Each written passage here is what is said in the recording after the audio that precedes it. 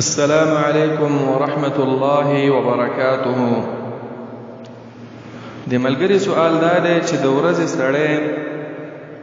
4 رکعاته د ماسپښین د مونځ نه مخکې کوي یا د مازدیګر د مونځ نه مخکې، نو دا به په یو سلام باندې کوي که نه 2 رکعاته به وکړي، سلام به واړوي او بیا به 2 رکعاته نورو. نو په دې باب کې راجح او غوره قول هغه هم دا دی چې 2 رکعاته به کوي، 2 رکعاته به وکړي، سلام به واړوي. او دلیل په حدیث د ترمذی، ابو داود، نسائی، ابن ماجه حدیث دی عبد الله ابن عمر رضی الله تعالی عنہ چې نبی علیہ الصلوۃ والسلام فرمایي صلاة الليل والنهار مثنى مثنى، چې د شپې نفلی مونځ او د ورځې نفلی مونځونه 2 رکعاته کول پکار دي. یعنی 2 رکعاته به وکړي، سلام به وګرځي، بیا 2 رکعاته نور کوه. مثنى مثنى 2 رکعاته د دې مطلب خپل عبد الله ابن عمر رضی الله تعالی عنہ بیان کړی. مسلم شریف کې حدیث د عقبہ، هغه وایي ما تپوس وکړو قلت لابن عمر ما معنى مثنى مثنى، د مثنى مثنى څه مطلب دی؟ وایي هغه راته وویله چې تسلم من كل رکعتین، د هر 2 رکعاتو نه بعد سلام اړوه. نو حدیث ترجمه هم دا ده چې د شپې نفلي مونځ وي او که د ورځې نفلي مونځ وي نو 2 رکعاته کول پکار دي. که 4 رکعاته هم کې نو 2 رکعاته وکړه، سلام واړوه، 2 رکعاته بیا نور وکړه. کوم حدیثونو کې چې 4 راغلي، لکه مثلا حدیث د عائشه رضی الله تعالی عنها کې چې د ماسپښین د مونځ نه مخکې 4 رکعاته سنت دي، یا مثلا د شپې مونځ د نبی علیہ الصلوۃ والسلام بارک هغه وایي چې یصلی 4 فلا تسأل عن حسنهن وطولهن، 4 رکعاته به نبی علیہ السلام وکړل او د هغې د ښایست او د اوږدوالي تپوس مه کوه، دومره ښکلي او اوږده مونځونه به کول. نو ابن عثیمین رحمه الله شرح الممتع کې لیکلي چې دا 4 چې ذکر د دې مطلب هم دا دی چې هر 2 رکعاته بعد به سلام اړوي. ځکه دا حدیث د ابن عمر رضی الله تعالی عنہ دا تفصیل دی د 4.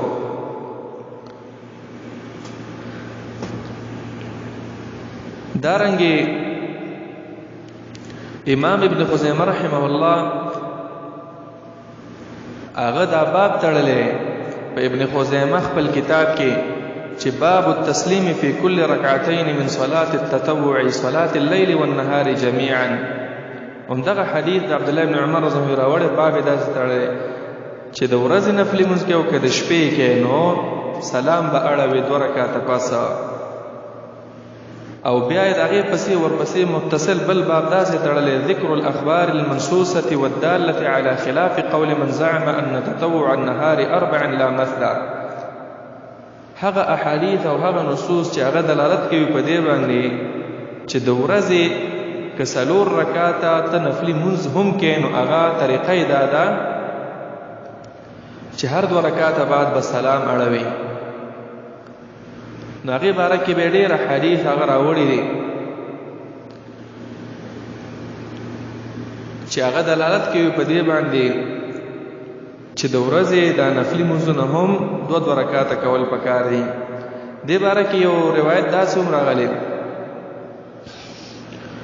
ترمذی شریف کې دی چې کان النبي صلی الله علیه وسلم يصلي قبل العصر 4 ركعات يفصل بينهن بالتسليم على الملائكة المقربين ومن تبعهم من المسلمين والمؤمنين.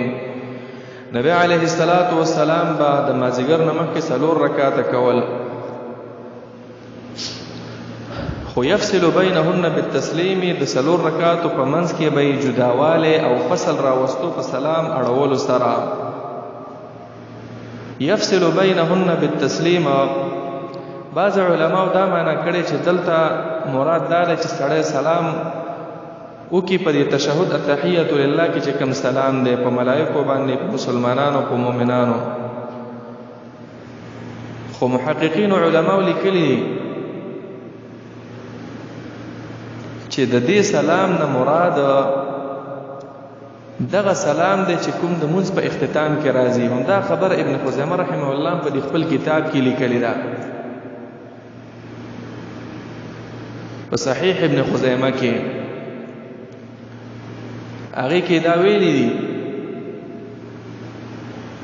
چې فصل اصل کې عمدغه ته ویل کېږي جداواله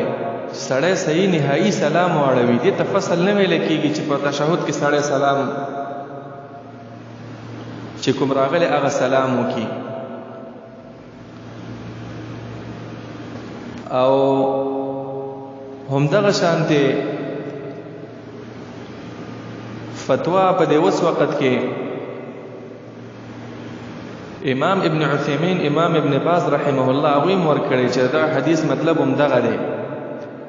چې فصل چې راشي په سلام سره مراد د سلام نه او فصل جداواله هغه همدغه دی چې سړی خي طرف او ګس طرف ته سلام واړوي ځکه کوم حدیثو کې چې څلور رکعات په یو سلام باندې راغلي هغه حدیثونه هغه کمزوري دي کچېرې د احادیث راغلي وي صحیح سره ثابت نو بیا سړی ویل چې دې مطلب همدغه دی او هغه روایتونه هغه کمزوري دي لکه مثلا ابو داود او ابن ماجه کې دا حدیث دی چې څلور رکعات څوک کوي د ماسپښین نه مخکې ليس فيهن تسليم چې سلام پکې وانړوي څلور رکعات په یو سلام وکړي نو د اسمان دروازې به ته کولاو شي خو دغه روایت دا کمزور دی نهایت کمزور دی کې عبیده ابن متعب دی او هغه په اتفاق کمزور راوی دی نو صلات الليل والنهار د دینه دا معلومه شو چې د ورځې ویو کې د شپې وی نو په کاردار سړی دو رکعات بعد سلام وګرځوي دي کې حدیث کې به یو مسله دا اکثر اهل علم لیکلي چې دا د لیل او د نهار د لفظ چې راغلی دا د لیل لفظ خو صحیح دی ځکه دا مسلم او بخاری دواړو کې دی چې د شپې نفل مراد دی او د ورځې لفظ چې سره راغلی دا شاذ دی دا هم ډېر اهل علم دا خبره کړې ده خو امیر المؤمنین فی الحديث جبل الحفظ فی الحديث چې هغه د امام بخاری رحمه الله هغه ویلي دغه ټکی دا صحیح دی د نهار دا زیادت د ثقه راوی دی او دغه راوی چې کم دی علی ازدی هغه ثقه راوی دی مسلم ته هم روایتونه نقل کړي دي او امام بخاری دا ویلي دا روایت سندن صحیح دی د نهار لفظ چې پکې دی بیهقی ته دا تصحیح را نقل کړي ده په سنن کبرا کې دارنګ ابن خزیمه رحمه الله هغه ویلي دا روایت صحیح دی دا د نهار د ورځې دا لفظ پکې صحیح دی ابن حبان هم دغه شان ویلي دي ابو سليمان الخطابي په معالم السنن کې ویلي دي ان سبيل الزياده من الثقه ان تقبل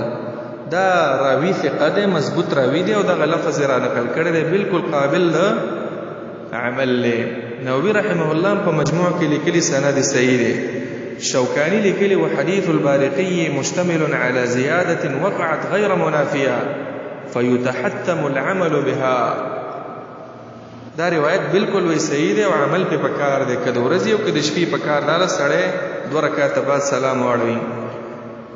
محدث ابو الاشبال اغم په شرح ترمذی کې لیکلی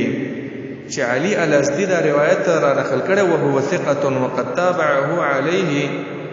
عبد الله العمري عبد الله عمري چې کوم دی اغم د دې متابعت کړي روایت بالکل سندن صحیح دی امام الباني رحمه الله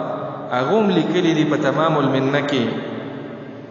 او ابن حجر رحمه الله لیکلی چې موقوفا خو بالکل صحیح دی موقوفا دا د عبد الله بن عمر رضی دسم نقل لري چې هغه خپل موقوفا د هغه فتوا ده چې صلات الليل والنهار په دې کې اختلاف نشته موقوفا بالکل صحیح دی ځکه ابن وهب هغه په صحیح سند سره دا نقل کړی د عبد الله بن عمر نه امام الباني ویلي ثم وجدت للحديث طرقا اخرى وبعد الشواهد احدها صحيح خرجتها في الروض النذير ودا روایت د شواهد او توابع د وجنا بالکل صحیح دی نو خلاصه دا شو چې دا روایت سندن صحیح دی دا د نهار تکم پکې صحیح دی نو د دې وجنا اولادار چې سړی دوه رکعات بعد سلام وګرځوي خو کچا په یو سلام باندې وکړل نو هم جائز ده دا جائز ولی ورته وو